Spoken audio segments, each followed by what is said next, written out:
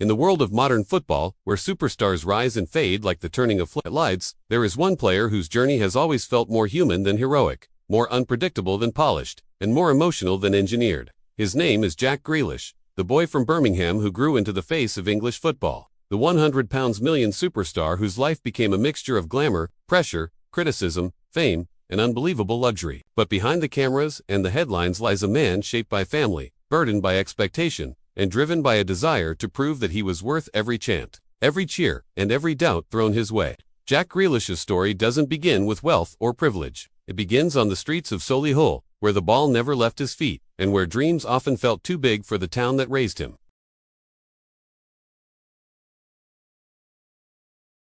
Because of his younger sister, born with cerebral palsy, who would silently become one of the biggest inspirations of his life. From the earliest age, Jack understood something most footballers only learn at the peak of their fame, that every moment on the pitch is a blessing, and that every chance to play is a gift many others never get. It shaped his personality, the way he carried himself, and the way he fought for the people he cared about. By the time he was 16, Aston Villa knew they didn't just have a player, they had a phenomenon, a teenager with that strange, effortless swagger, the rolled-down socks, the tape barely holding his shin pads. A dribble so smooth, it felt as if the ball was attached to him by invisible thread. Coaches would shake their heads, wondering if this confidence was real or just the natural innocence of youth. They learned very quickly, with Jack, nothing was an act. He didn't try to look iconic. He simply played like someone who still remembered the joy of being a kid in the park. But that joy became pressure, the kind of pressure only the most gifted feel. When Villa dropped into the championship, the club handed him responsibility most players his age could barely imagine. He didn't run from it. He embraced it. He put the city on his shoulders, became captain, dragged them to promotion, and restored hope to a fan base that had been suffocating under years of decline.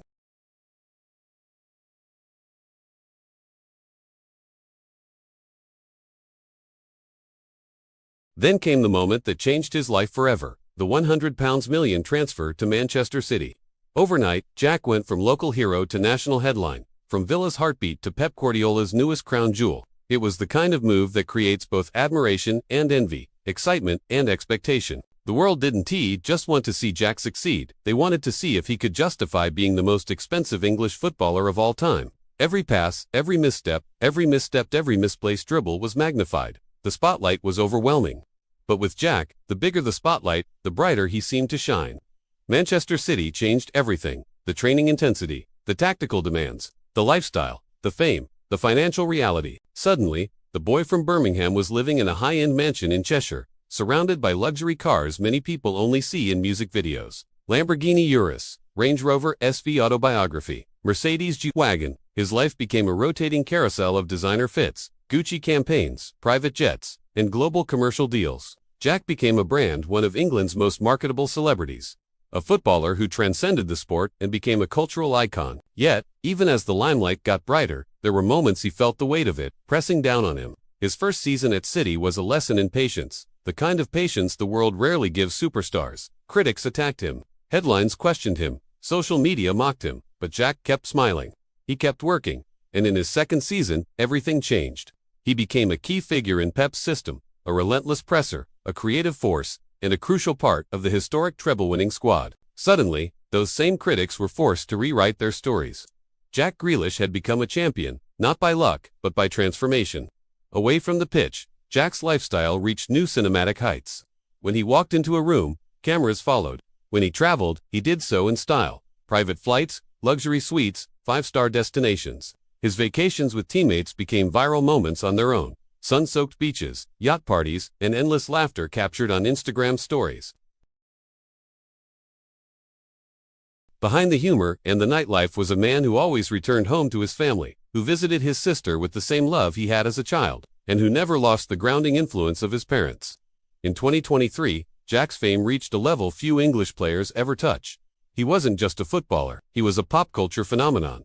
Google searches soared, sponsors lined up, teenagers copied his haircut, his swagger, his socks rolled down confidence. He appeared beside global musicians, celebrities, A-list brands. And yet, in interviews, he remained the same humble, slightly shy, slightly cheeky boy from Solihull, who still found it funny that people cared so much about him. By 2024, the challenges became more personal. Injuries slowed him. Competition increased. Pep's squad became even deeper, even sharper. Jack found himself fighting for minutes, a reminder that football doesn't care about fame, trophies, or transfer fees. The only currency that matters is performance. And for the first time in years, Jack had to rediscover the hunger, the fire, the grit that once carried him through the championship. 2025 became a year of rebuilding, a reset year where Grealish reminded the world that he wasn't done. His dedication and training sharpened, his body recovered, his creativity reignited. The swagger returned, not the flashy off-pitch swagger, but the quiet confidence of a footballer who finally felt like himself again. Fans began to see glimpses of vintage Jack, the spins, the glides, the unpredictable bursts of brilliance that seemed to defy physics. And with that resurgence came an even greater level of fame. His lifestyle in 2025 reached the peak of luxury, the kind of lifestyle only a handful of players in the world enjoy. His mansion featured a private gym, spa room, cinema, and a mini football pitch in the back garden. Inside, the interior design was modern, elegant, with warm lighting and soft neutrals that reflected his calm personality. His garage looked like a luxury showroom, matte black supercars, polished SUVs, and limited edition models. His fashion choices became a cultural force: oversized tees, shorts, designer sneakers, statement jackets, and of course, the iconic headband. Gucci continued to make him a global face of the brand, with posters across London, New York, and Milan.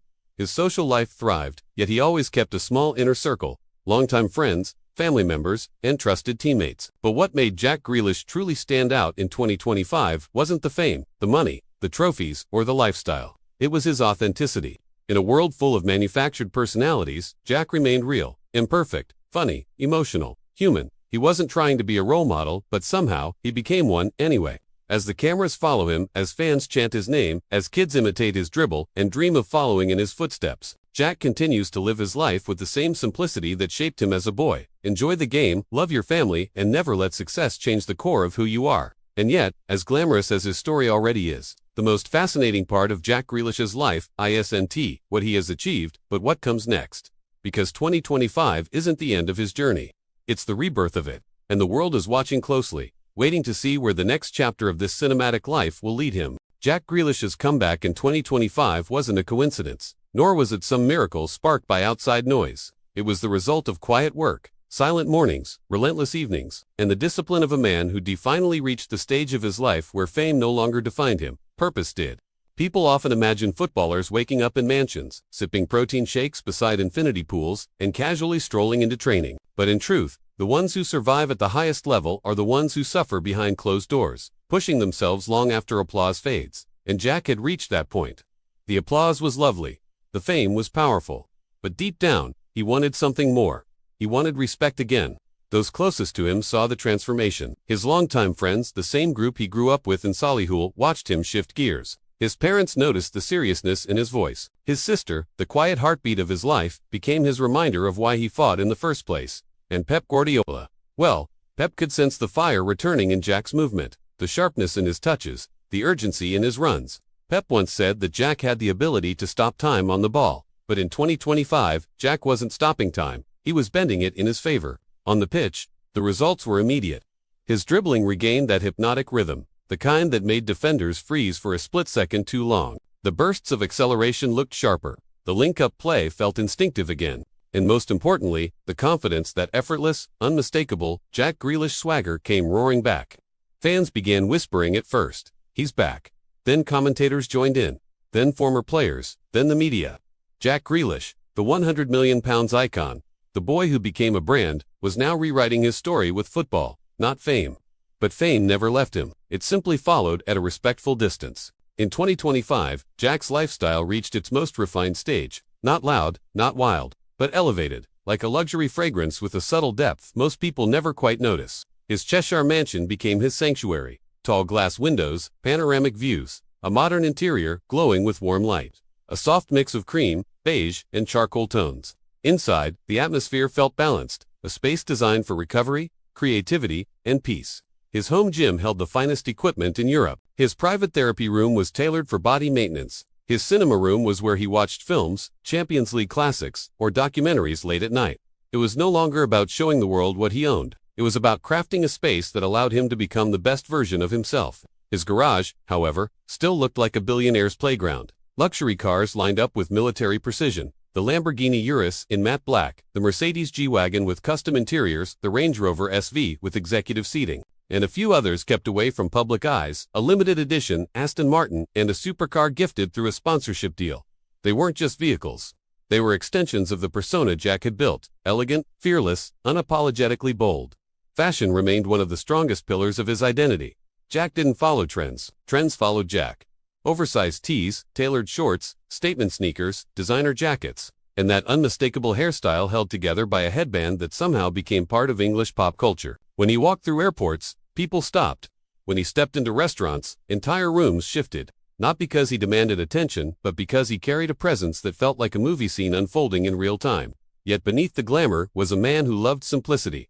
Takeaways with childhood friends. Quiet dinners with family. Small moments with people who didn't care about football or fame or fortune. Those were the comforts that kept him from drifting too far into the artificial world that fame often builds around celebrities. Romantically, Jack's life remained a quiet dance between privacy and curiosity. The media speculated, as they always do, but Jack learned early that happiness doesn't need headlines. Whoever occupied space in his heart shared one thing in common. They saw Jack the person, not Jack the headline. He became fiercely protective of his private life, choosing peace over publicity. After years of being one of the most chaste men in England, Jack evolved into someone who valued loyalty, stability, and moments far away from cameras. On the national team front, the story took yet another compelling turn. England needed creativity. They needed unpredictability. They needed a player who could turn a moment of nothing into something unforgettable. And when Jack returned to form, the calls for his return grew louder. The fans wanted him. The media pushed for him, and in the summer of 2025, the door reopened, not out of nostalgia, but out of necessity. Jack walked into St. George's Park with a sense of maturity that even he didn't fully recognize. He wasn't the flashy winger trying to prove he deserved a place. He was a man who had been to the top, fallen, and climbed back with patience and dignity. He trained harder. He listened more. He became a mentor figure to younger players who looked at him not just as a star, but as someone who survived pressure many of them couldn't yet understand. And on the pitch, he delivered with the simplicity of a player who finally understood his craft. No forced heroics, no overthinking, just pure football, the kind that made England fall in love with him in the first place. By late 2025, Jack Grealish wasn't just a footballer, and he wasn't just a brand. He had become something different, a symbol of resilience, evolution, and authenticity. He showed an entire generation that fame doesn't have to damage you, that criticism doesn't have to define you, and that luxury doesn't have to consume you. You can live large, you can live beautifully, and you can still remain human. And as the world looked at him in 2025, what they saw was a man who had achieved nearly everything most players dream of Premier League titles, FA Cups, a Champions League trophy, global endorsements, a luxurious life, and a permanent place in football culture. Yet what made his story special was that he never lost the boy inside him. The boy who taped his shin pads like they were accessories. The boy who dribbled with socks rolled down because it just felt right. The boy who played football, not because of fame or money, but because it made him feel alive. Grealish often said that he didn't want to be perfect. He wanted to be memorable. And in that regard, he succeeded more than most players of his generation. When you watch him glide past a defender, you don't see technique, you don't see tactical patterns. You see expression, the kind of expression that belongs on a canvas, not a pitch. Jack doesn't just play football, he paints with it. What comes next in his story is tantalizingly open. He could become the star of England's next major tournament. He could evolve into a senior leader at Manchester City. He could transition into a global icon who dominates both sport and culture simultaneously. And when he eventually retires, years from now, he will walk away, not as the £100 million signing, not as the Gucci ambassador, not as the social media sensation, but as Jack Grealish, the unforgettable character in the grand theater of modern football. Because in the end, his life has always felt like a movie. From Solihull to superstardom, from Villa Park to the Etihad, from boyhood dreams to global fame. And in every chapter, in every scene, Jack has done the one thing that makes him timeless. He stayed true to himself. In a world full of noise, he remained a melody. In a world full of replicas, he remained original. And in a world full of temporary stars, Jack Grealish became something far more rare, a personality that will be remembered long after the boots are hung up and the cameras fade to black. This is Jack Grealish in 2025. The luxury, the fame, the pressure, the comeback, the growth, the glamour, the football, the heart, and the humanity. All wrapped into one cinematic story that continues to unfold, one unforgettable moment at a time.